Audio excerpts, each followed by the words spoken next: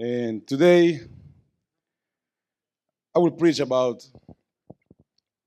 Uh, I was praying about what to preach here because normally it's not easy for me to preach here in English, and this is a plus to the difficult to preach a sermon to. But I don't know why God put my heart normally when I preach here in the mornings. Some kind of message weird for me because it's not easy to deliver to us, to you. And this morning I have a message that I believe and I think is coming from God. It's a blessing sermon. This is what I call in my notes a sermon of blessing. And I I will not read too much the Bible, but because it will take too much time. But I think you know the story. This story starts in Genesis chapter 12. A blessing story about a man who received a lot of blessing, who called to be blessed, and who called to be a blessing. Abraham. I think you know the story, right? Yeah? So you will make me easy my sermon this morning. But chapter 12, we found Abraham taking a step in his life because God come to him and say, Abraham, I want to bless you. I want to bless you a lot, a big blessing. But I want to you be a blessing too. Not just a blessing for your family, not just a blessing for your children, even without. Not just a blessing for your grandchildren, not just a blessing for your house. I want to call you to be a blessing for all the nations, all the people.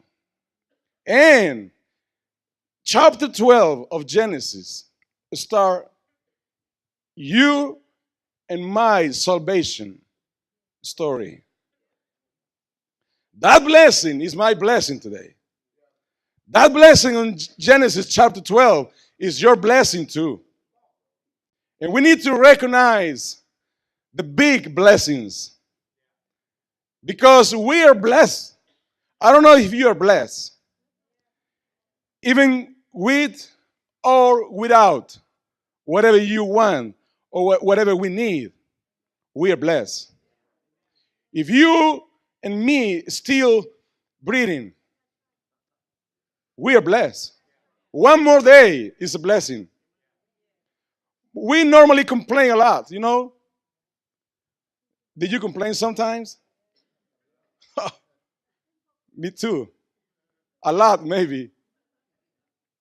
But we complain a lot about some big things for us, but we complain a lot about small things too. And you can see some people that are having troubles with big things that for you can be a small thing. But we need to recognize that we are blessed. We need to remember that we are blessed. We are living in a blessing life. Even the people without Christ, they are blessed. Because this is a promise in chapter 12 of Genesis. Because God promised blessing to all the nations because that promise to Abraham. And Jesus Christ came to this earth because that promise. Look at that blessing. So even the people without Christ are blessed. Why? Because they have the opportunity to have Christ because this blessing. Chapter 12. I will not preach about chapter 12. I'm just trying to start. But this call happened because God promised to Abraham to give a land to stay with blessings. Not just to be blessed, to stay in a place with blessings, a place with peace, a place with a lot of milk and honey. Blessing. That is blessing. Remember Genesis chapter 1 and 2? God created the man with blessings. Everything was ready for the man enjoy the blessing. So every time God has a plan to bless the people, the, God's plan for you and for me is to blessing us every time. Even if we complain or not, the promise of God for us is blessing.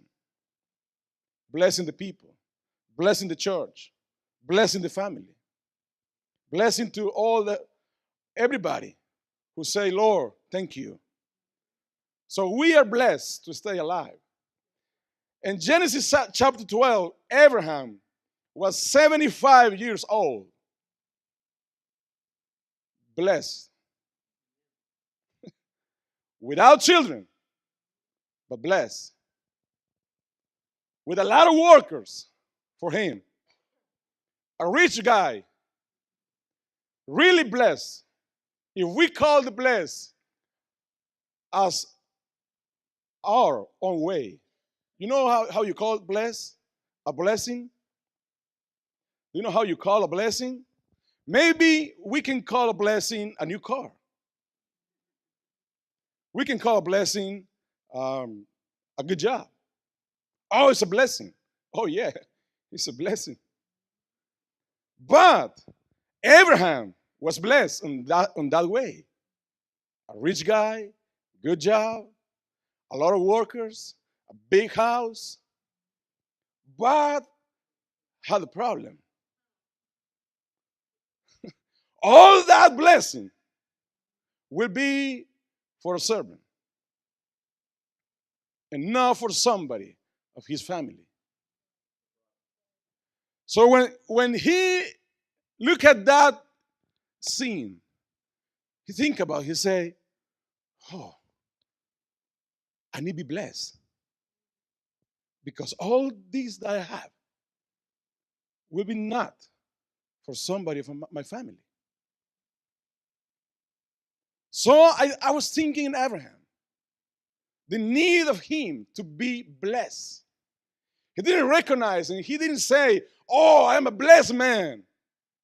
He say, oh God, I need to be blessed. Can you imagine that? I decided to have all the Abraham had. But he say, I need to be blessed because I need somebody to pour out all that I have. He maybe say, I'm blessed, but I need to be real blessed. Because all that stuff are blessings for us. All that material things are blessings. The food, the clothes, everything is a blessing. But what about the real blessings? What about the real kind of way to be blessed? Because this is a man with everything. Everything in this world. Everything. But without a real blessing. To have somebody to give everything that he had. 75 years old. The people on that time didn't live too much years. After or before chapter 6 of Genesis, the people stopped to live 1,000,000 years and start to live 100 something, 110, 120, and they die. Like us right now. Well, not us right now, because right now we are living less. But Abraham wasn't 75 years old.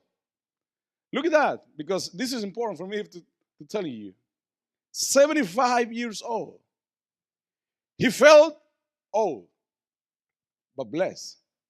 But he was asking God another blessing.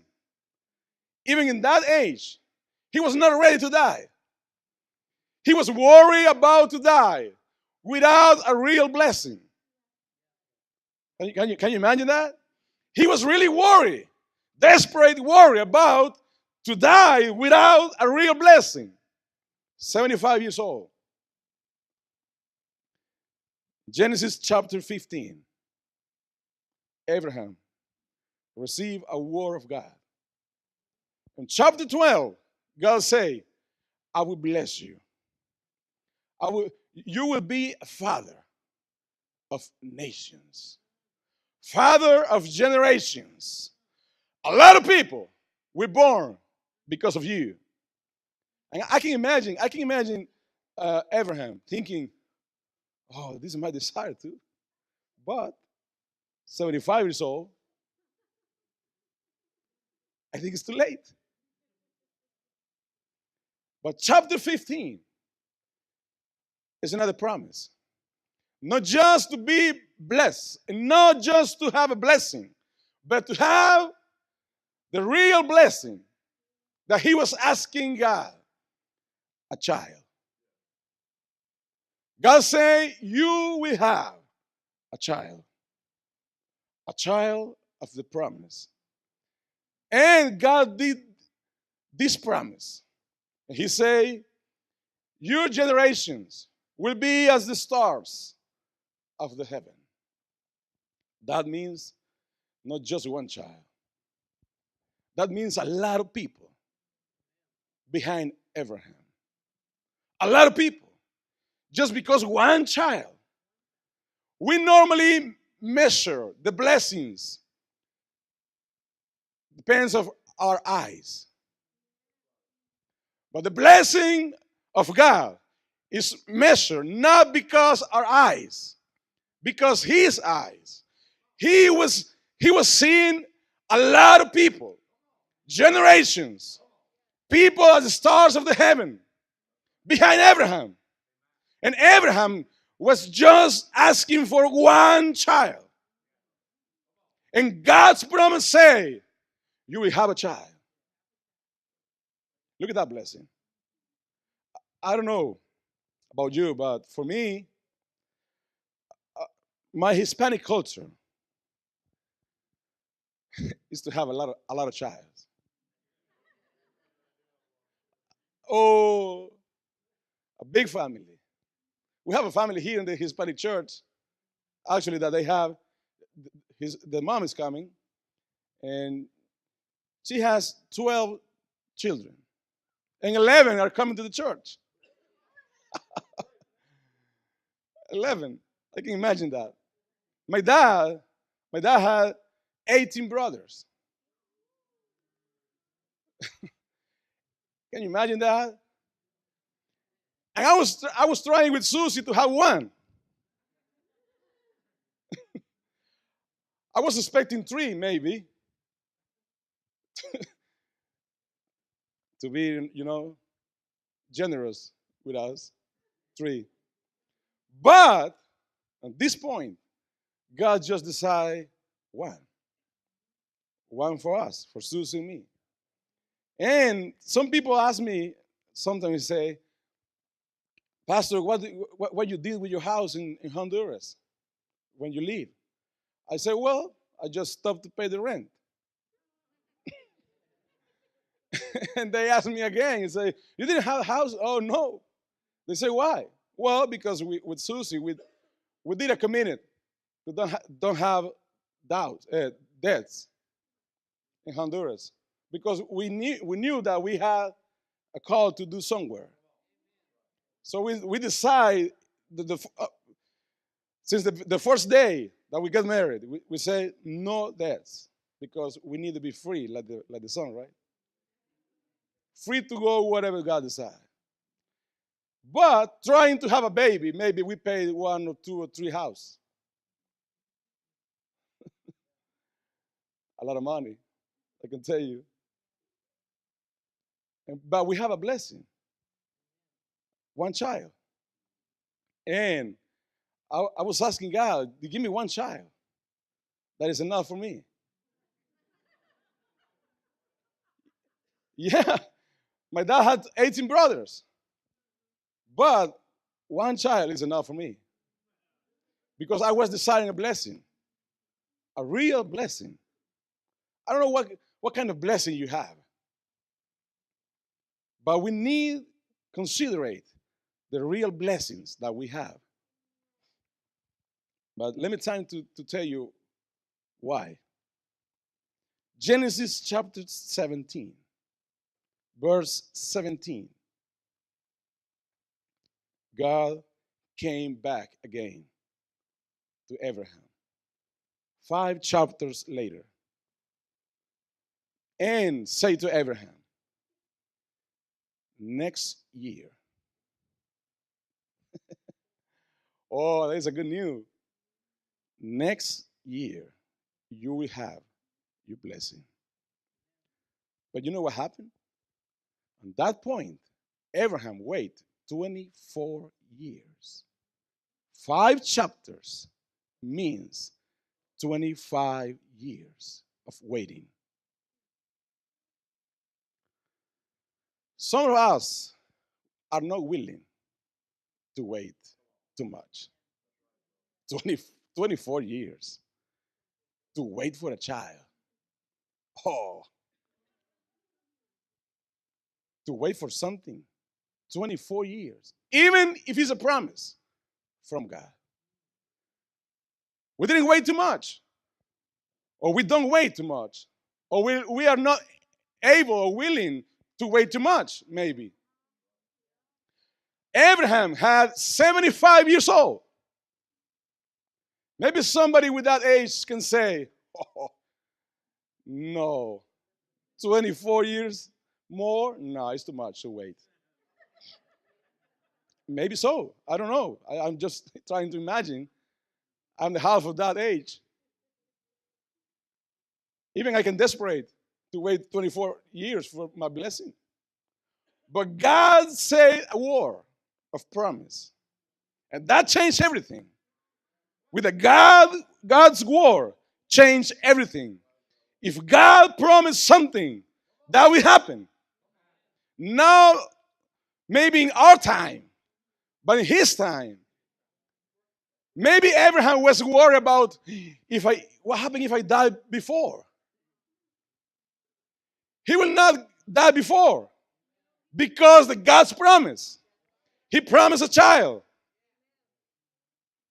Still living.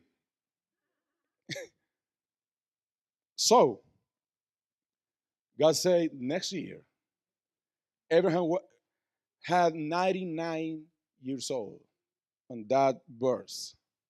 17, 17. 99. And Sarah, his wife, 90 years old. Waiting for a baby to the next year. God say, to this time, the next year, you will have a baby. He came and say, hey, I promised something, right? You remember? This is the time. Are you ready? Next year, you will have the blessing.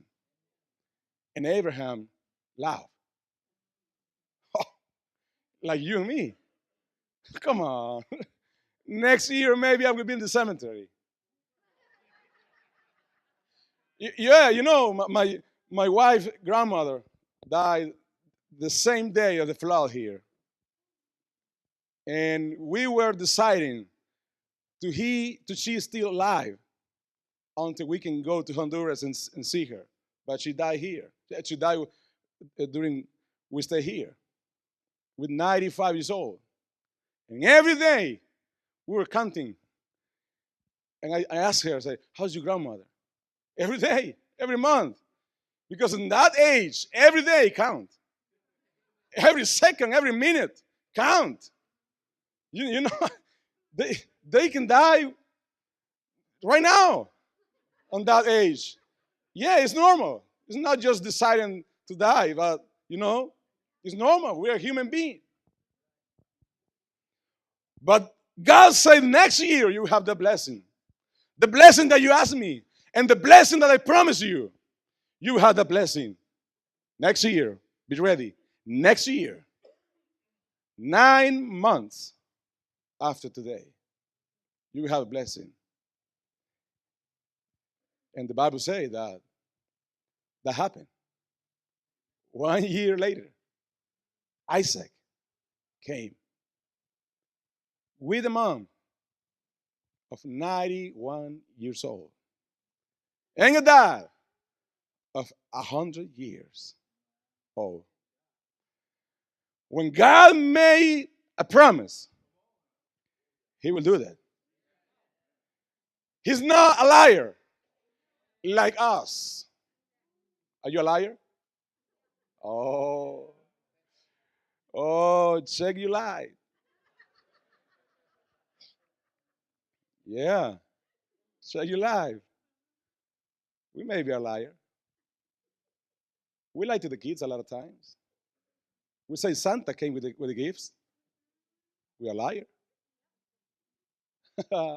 Be careful on Christmas.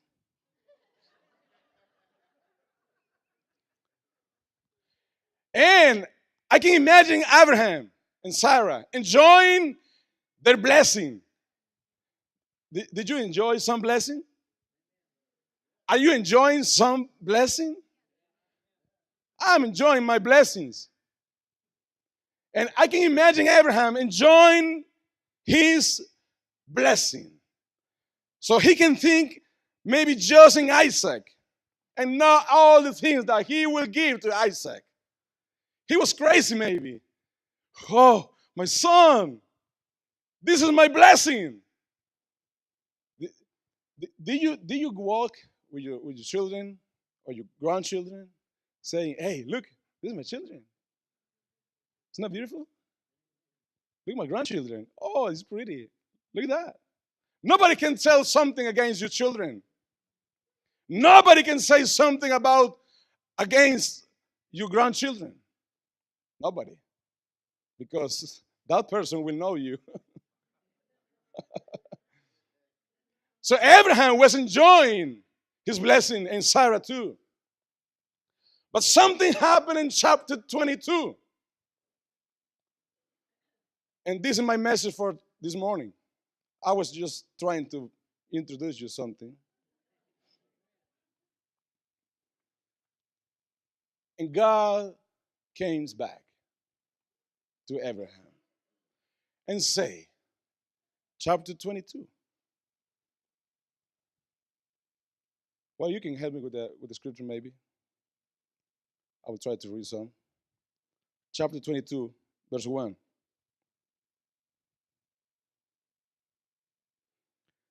Now, it came to pass after these things that God tested Abraham and said to him, Abraham, and he said, here I am. Look at that. I want to start to show you this guy. Maybe you know this guy. But I want to show you some part of this guy. The Bible says that God took a decision to test Abraham. Test Abraham's faith. Test faithfulness of Abraham. He just decided to test Abraham. Just decide that because he's the boss. Some people ask me, say, why Christian people die? Why Christian people have sick? Because God decided. We are not the boss. He's the boss. And this is a big problem that this world has right now. A lot of people that they are thinking that they can control their lives. We are not the boss. The people say, well, I'm free to live. That's not true. We need to be surrendered to God. We are not the boss. We are servant of a mighty God. And the Bible says that God decided to test Abraham. Have you been tested sometime? Oh, look at this test. Some of us can say, I've been tested losing a job. I've been tested losing a house in the flood, something like that. I've been tested, but look at this test. Verse 2. After Abraham say, Here I am. Here I am, Lord. Then he say, Take now your son, your only son, Isaac, whom you love, and go to the land of Moriah and offer him there as a burnt offering on one of the mountains of which I shall tell you. It's a test. Remember that. It's just a test.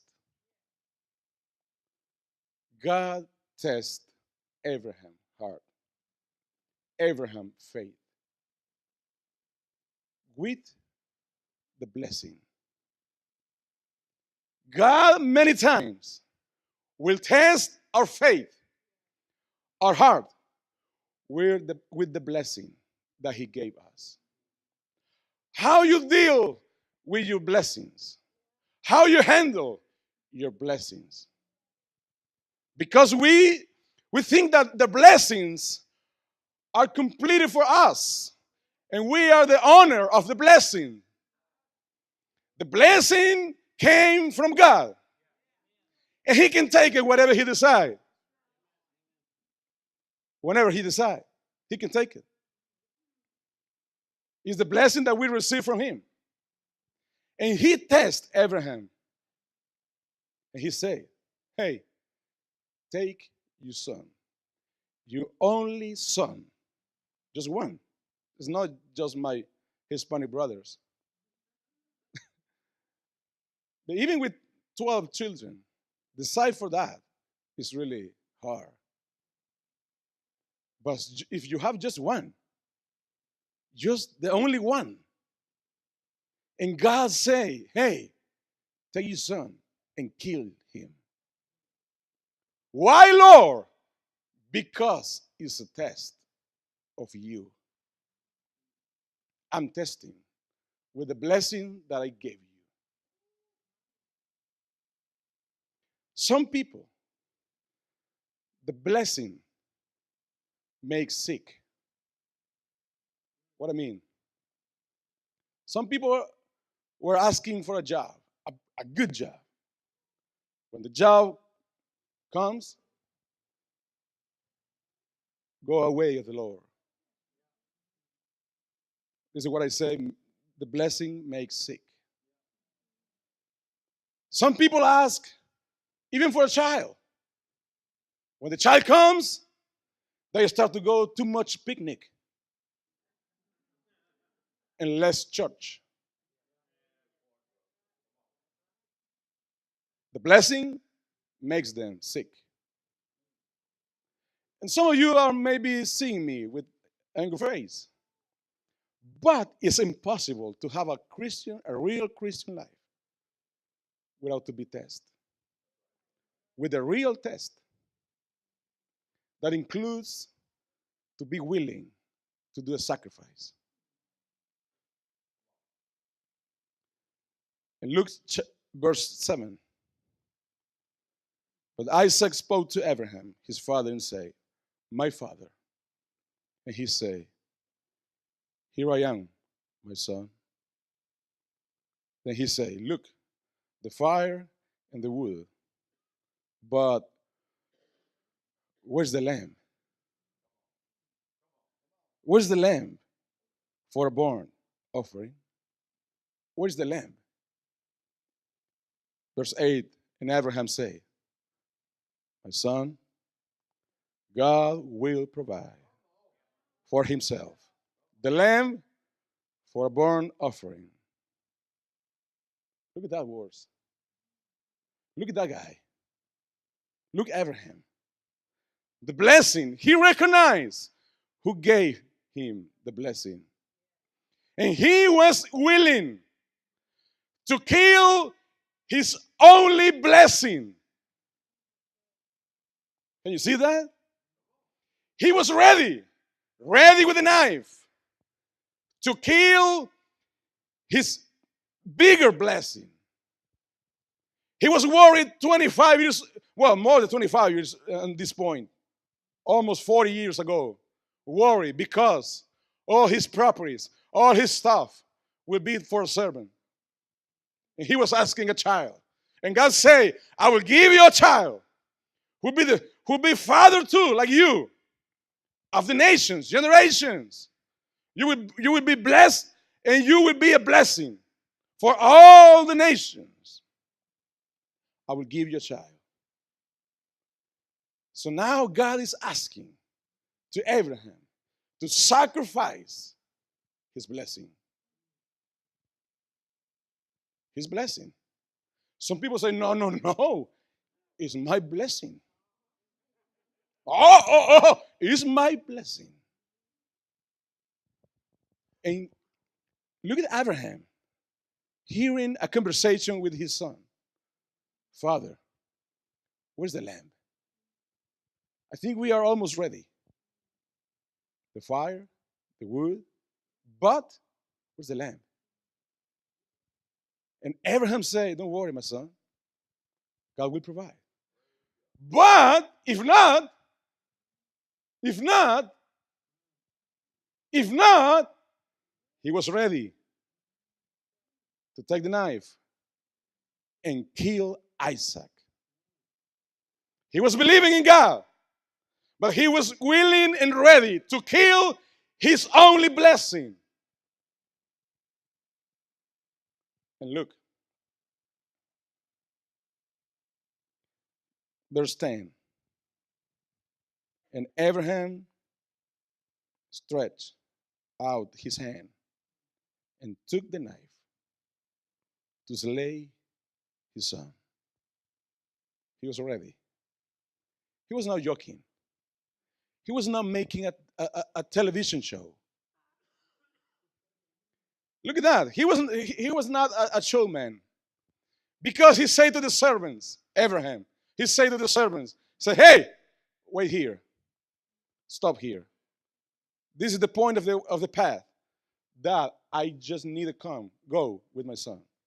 Stop here. Because I will, what I'm supposed to do is not a show. It's not something to show the people how big is my faith. A lot of people, even believers, are expecting the opportunity to choose his faith in public, to make a show. Is it true? We have a lot of shows, Christian, not television, in real. People who like to pray in the pulpit, but that doesn't come to Monday prayer in the church. People who like to preach, people who like the pictures, the flashes. But what about when God asked something to do in the secret place? To sacrifice the big things, to sacrifice even the blessings. And look, Abraham was ready with a knife. Just Isaac and him, ready to kill him. And this is the part of the story when God, remember, that is just a test. Just a test. A voice from the heaven. Say, Abraham! Hey! Stop. Stop. Stop. I need Isaac. to fulfill my purpose. I need Isaac. Please don't kill him. I believe you. I test you, and I believe you. I believe you. You are ready to be the father of the faith. You are ready to be the father of nations. You are ready to be the father of generations. Oh, somebody needs to be happy right now. Laugh a little bit. Change your face. It's the word of God. It's not my word.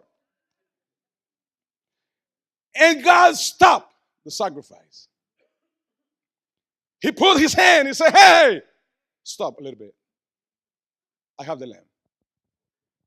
I provide. It's not Isaac.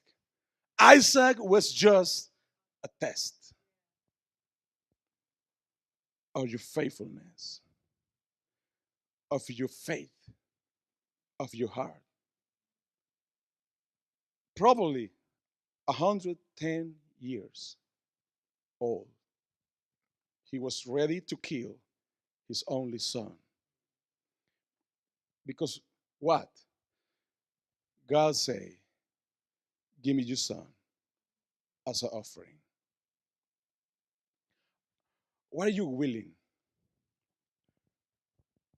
to sacrifice? What are you willing to sacrifice?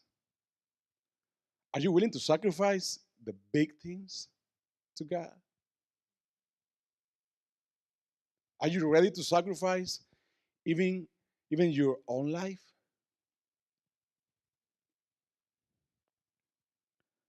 Look at that verse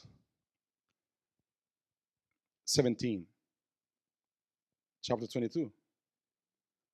Blessing, I will bless you. And multiplying, I will multiply your descendants of the stars of the heaven. He said the promise again. Because Abraham was approved in the test. I don't know about you, but we can be tested in different ways. Even if you're white, if your hair is white, it's not the time to live. 75 years old, receive the promise. 100 years old, see the promise in his hands. Probably between 110 and 120, between that age, he was ready to sacrifice his promise. Sacrifice his blessing.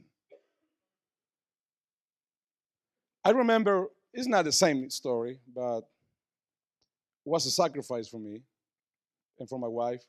When we lost the second baby, because we lost two before to have Naomi. When we lost the second baby, um, he, he, he born with 29 weeks, and he just lived 4 days. And we were trying to get him living, as every parent. I was praying a lot. Maybe I never prayed like that anymore after that. But I was praying a lot. Every day. Every day. They took my blood to give him a lot of blood. And I was praying and saying, God, use my blood like your blood to give him life. But after 4 days, he had 2 heart attacks, but he's still living. I was praying a lot. I moved him to another city. My wife was in the bed in another city. I was alone with him in the hospital. And I was praying in the hallway of the hospital a lot. And I was praying, Lord, please save him. Like Brother John said in the testimony. I like that because I say the same. But after I pray maybe 10 or 15 minutes, I stop in the hallway, I sit in the seat. I say, God, I am praying to you, save him. But it's too much for me. If you want to keep him with you, I give him to you. And after that, maybe it's 5 minutes later, the doctor came to me asking for me. He said, Dad, your son had another heart attack and he died. And I understood this, that he's the boss. He's the boss. He was my only blessing. He was my only blessing in my life. Oh, enjoying to see that small thing of 3 pounds taking my hand. But after he died, my wife and I crying, that's crazy. After a couple of days, we say, God, with children or without children, we will serve you. No matter what. So if I sacrifice that and still serving my Lord, when I saw this story of Abraham, I can't imagine that I can kill my son by myself. I can't imagine that. I was deciding to God made a miracle with him. I can't imagine to me kill him. But Abraham said, kill him. God said to Abraham, kill him because I am testing you. Some people don't want to sacrifice time. Some people don't want to sacrifice strength. They want to sacrifice family. They want to sacrifice comfort, sleep hours, rest, vacations, meals, pride, plans. Because they say, in my blessing. What happens if God is asking you to do something as a blessing and you need to sacrifice big things?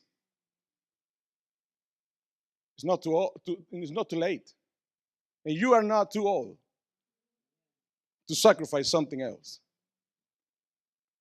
Somebody here can tell me, say, I sacrificed a lot. Well, if God is asking more of you, are you willing? Because you not decide how much you will sacrifice. It's God who decides how big will be your sacrifice.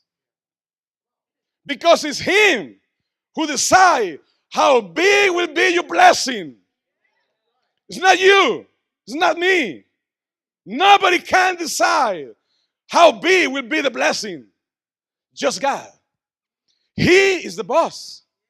So after that, the loss with the baby, with my wife, I knew, I met that time, for my first time, that kind of God. Before that, I was thinking, oh, I can pray. And God needs to give me the answer. After that, I understood that if God say yes, no matter how the devil, no matter how the Satan try to do, if God says yes, it's a blessing coming to you. But if God say not, no matter how long you cry, no matter how prayer chain you ask for all the churches around the world, no matter how the child of God cry, if God say not, it's not. And it's over. Are you willing to sacrifice something else for God? I know that you are not coming every Wednesday. Why not? Are you not willing to sacrifice time to come to the church? Every Monday prayer. You are not willing to come Monday? You are not part of this body? Are you willing to sacrifice something else? Oh, I'm too tired. Abraham was tired too. Somebody can say, well, we are seeing less people right now. No matter that. Are you willing to sacrifice something else? To the blessing come again? Maybe a bigger blessing? Are you willing to invite somebody else to the church? You know where? You know why is not people, no more people here? Because you don't invite people more. Is it true? Are you willing to sacrifice vacations to go and visit somebody to preach them? Or sacrifice your sleep hours to pray for somebody else? Sacrifice family time? Oh, no, Pastor, somebody can say, well, maybe the blessing will be for another.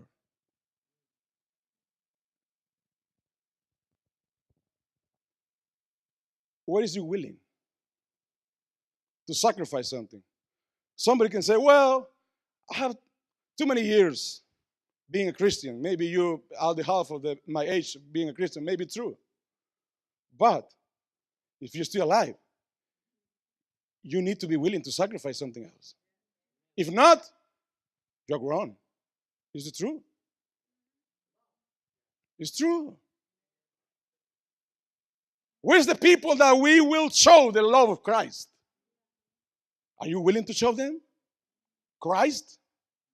Not just thinking yourself.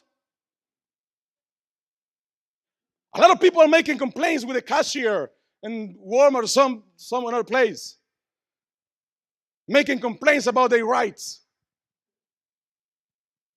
What about if the God's willing to you lose your rights just to be tested?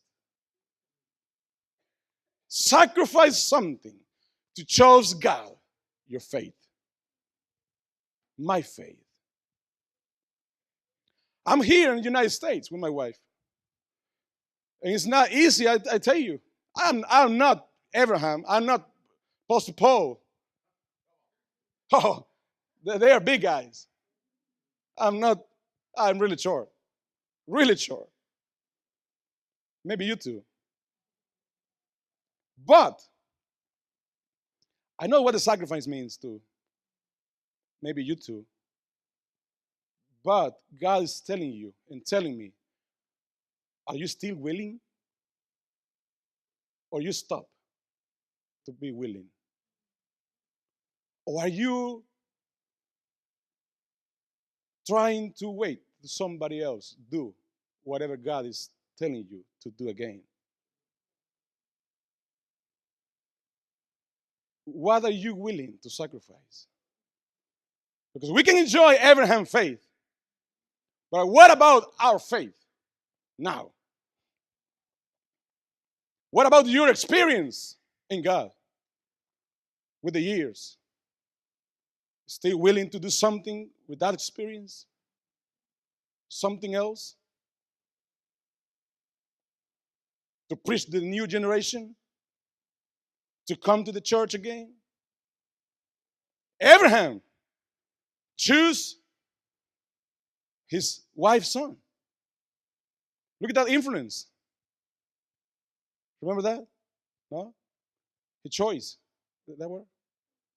He decided who will be Abraham, Isaac's son, wife. Abraham. He decided that. Look at that influence. He didn't stop. He didn't stop in that day in the mountain with the sacrifice. He kept willing to do whatever he can to see the blessing of God. But not just in him, in others. Because that was the promise. And some of us are just thinking in the blessing for me and for my family. The kingdom of God and God is not just about you and me and my family. Come on. We are nothing. It's not about your child, your children's. your grandchildren's. No, come on. Your life and my life is not because my life is not because my wife and my little daughter. Too many, too few. Just two people more to me be a blessing? No. I can be a blessing for somebody else. No. I'm resisting to die just being a blessing for my family. Abraham, now we are remember him because he decided to be faithful to God. The Bible called Abraham Father Abraham. Why? Because chapter 12 of Genesis, God say, you will be father of nations. You will be blessed and you will be a blessing. Are you willing to be a blessing? For the white people, the black people, the brown people, the yellow people, the pink people, whatever. Are you willing? Or you say just like Donald Trump, just the white people? Are you willing to be a blessing for all the nations? Are you willing again? Are you willing again to receive the blessing of God and share that blessing for others? Are you willing to sacrifice your time, your money, whatever? Are you willing for that? Because if you receive time, if you receive money, if you receive job, cars, whatever, is coming from God. And He can testing you with the blessing. Are you willing?